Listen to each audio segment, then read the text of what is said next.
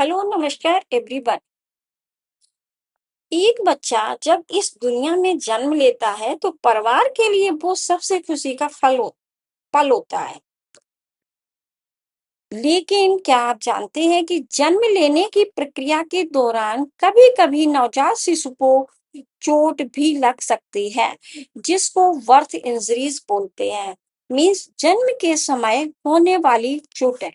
तो कभी बच्चे के सिर पर सूजन दिखाई देती है, कभी हड्डी में चोट या फ्रैक्चर हो सकता है, और कुछ ऐसी स्थितियां भी होती हैं जिन्हें तुरंत पहचानना बहुत जरूरी होता है। आखिर बर्थ इंजरी क्या है, यह क्यों होती है, इसके कौन-कौन से प्रकार हैं, और एज ए एनम या नर्सिंग स्टूडेंट इस कंडीशन में आपको क्या करना चाहिए। तो आज हम इस वीडियो में बर्थ इंजरी को बहुत ही आसान भाषा में एग्जाम और प्रैक्टिकल दोनों के लिए समझाएंगे। इसलिए वीडियो को स्किप मत करना, अंत तक जरूर देखना। नमस्कार दोस्तों, मैं हूं उमा और उमा ब्लॉग्स में आपका स्वागत है। आज का हमारा टॉपिक है बर्थ इंजरी, यानी जन्म के समय होने वाली चोटें। बर्थ इंजरी से मतलब ऐसी चोट या टिश्यू डैमेज से है जो बच्चे को लेबर या बर्थ प्रोसेस के दौरान हो सकती है। यह चोट हल्की हो सकती है और कुछ समय में अपने आप ठीक हो सकती है, लेकिन कुछ इंजरीज गंभीर भी हो सकती हैं और उनमें तत्काल मेडिकल असिस्मेंट की जरूरत होती है।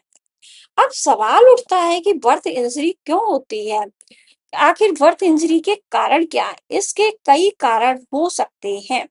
डिफिकल्ट लेबर, जब लेबर डिफिकल्ट हो या डिलीवरी में परेशानी हो तो न्यूबॉर्न इंजरी का रिस्क बढ़ सकता है।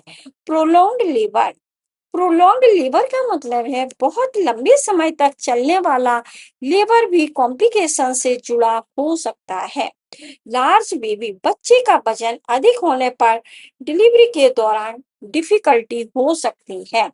एबनॉर्मल प्रेजेंटेशन, अगर बच्चा सामान्य हेड फर्स्ट पोजीशन में नहीं है, मीन्स वर्टेक्स प्रेजेंटेशन नहीं है, जैसे ब्रीज प्रेजेंटेशन है, तो डिलीवरी अधिक चैलेंजिंग हो सकती है। इंस्ट्रूमेंटल डिलीवरी, कुछ असिस्टेड डिलीवरीज में फोर्सिप या वैक्यूम का इस्तेमाल किया जाता है। ऐसी कंडीशन में कुछ बर्थ इंजरीज का रिस्क बढ़ जाता है।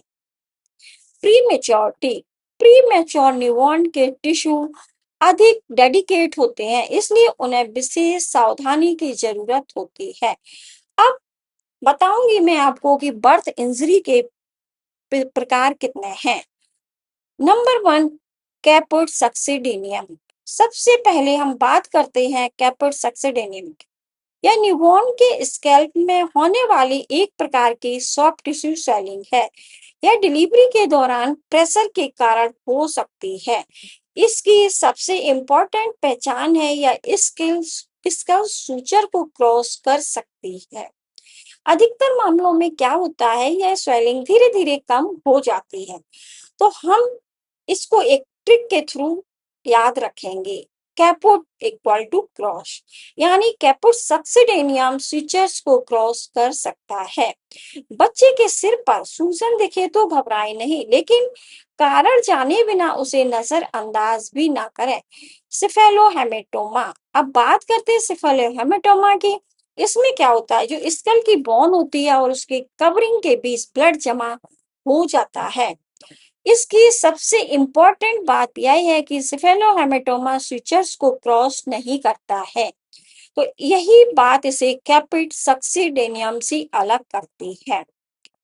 अब हमें इसको याद कैसे करना है। कैपिट crosses switches. Cephalohematoma does not cross switches. यह डिफरेंस नर्सिंग एग्जाम में बहुत इंपॉर्टेंट हो सकता है। सब गैलीलियल हेमरेज, एक ज्यादा सीरियस कंडीशन पर सब गैलीलियल हेमरेज, इसमें क्या होता है, स्कैल्प की जो लेयर होती है उसके बीच में सिग्निफिकेंट ब्लड लॉस हो सकता है, और यह कंडीशन गंभीर भी हो सकती है क्योंकि न्यूबॉर्न में ब्लड लॉस तेजी से सर्कुलेटरी कंप्रोमाइज पैदा कर सकता है। तो बच्चे में क्या होता है, इस कंडीशन में पहला टैकीकार्डिया, बढ़ती हुई scalp swelling, poor activity, shock के साइन दिखाई दे सकते हैं। ऐसी स्थिति में अर्जेंट मेडिकल असेसमेंट और एप्रोप्रिएट रेफरल जरूरी है। नवजात में अजब बदलाव दिखे अगर, तो इंतजार नहीं, समय पर असेसमेंट करें। नेक्स्ट है फ्रैक्चर। बर्थ प्रोसेस के दौरान कभी कभी क्या होता है, न्यूबॉर्न में फ्रैक्चर भी हो सकता है। इनमें सबसे इंपॉर्टेंट है क्लेविकल फ्रैक्चर।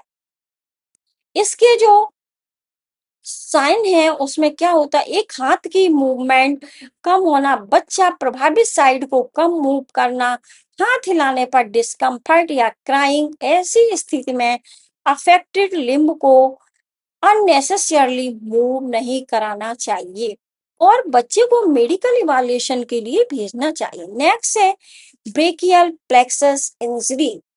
तो ब्रेकियल प्लेक्सस इंजरी में क्या होता है, नर्व का एक नेटवर्क है, जो मतलब जो हमारी बॉडी में नर्व्स होती हैं, तो उन वो एक नेटवर्क की तरह होती हैं।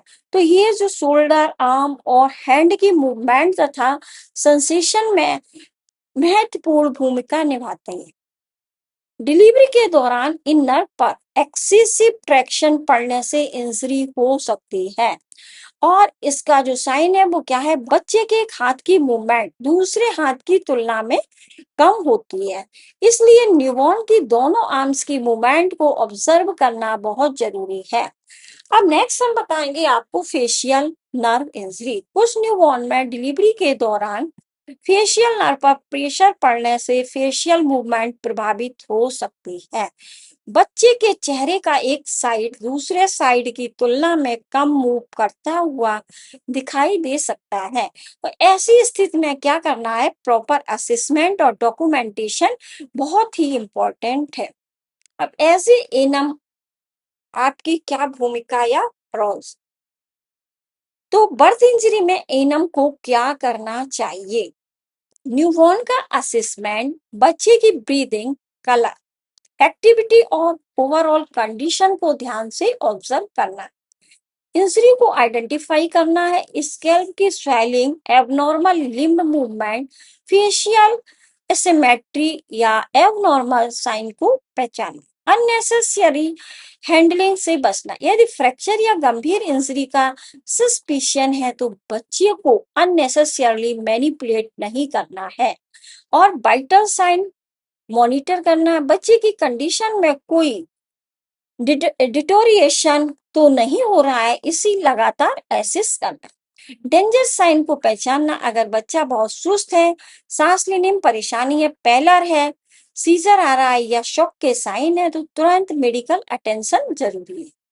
प्रॉपर डॉक्यूमेंटेशन, जो इंजरी दिखाई दे रही है, असेसमेंट फाइंडिंग और किए गए इंटरवेंशन को उचित रूप से डॉक्यूमेंटेशन करना और पेरेंट्स को समझाना है, सरल भाषा में स्थिति को समझाना, उन्हें बताएं कि टाइमली मेडिकल असेसमेंट क्यों जरूरी है और कब तुरंत रेफर करने की जरूरत। अगर न्यूबॉर्न में सांस लेने में परेशानी है और लगातार या असामान्य सुस्ती हो रही है, सीजर आ रहे हैं या तेजी से बढ़ती स्कैल्प स्वेलिंग हो रही है, पेलर या शॉक के साइन आ रहे, सस्पेक्टेड फ्रैक्चर है, हाथ पैर की मूवमेंट में स्पष्ट कमी दिख रही है, ब्लीडिंग होने पर, बच्चे की कंडीशन तेजी से खराब होना जैसे साइन दिखाई दें तो तुरंत मेडिकल इवैल्यूएशन या रेफरल की जरूरत होती है। तो अब मैं आपको शॉर्टली बताऊंगी कि कैपुट सक्सेडेनियम क्या है। सॉफ्ट टिश्यू स्वेलिंग सुचर को क्रॉस कर सकता है और जो सिफेलिक हेमेटोमा है वो ब्लड कलेक्शन होता है उसमें और सुचर को क्रॉस नहीं करता है। सब गैलिलियल हेमरेज में क्या होता है, सिग्निफिकेंट ब्लड लॉस हो सकता है और बच्चे की कंडीशन सीरियस हो सकती है, शॉक का भी रिस्क हो सकता है। क्लेविकल फ्रैक्चर में क्या होता है, जो आर्म या भुजा है उसमें मूवमेंट कम हो जाता है। ब्रेकियल प्लेक्सस इंजरी में क्या होता है, आर्म और हैंड मूवमेंट प्रभावित हो सकता है। Facial nerve injury facial movement में असिमेट्री हो सकती है, मतलब असमानता हो सकती है। और नवजात की हर छोटी एबनॉर्मलिटी को ध्यान से पहचानें, क्योंकि सही समय पर पहचान बेहतर केयर की पहली पहचान है।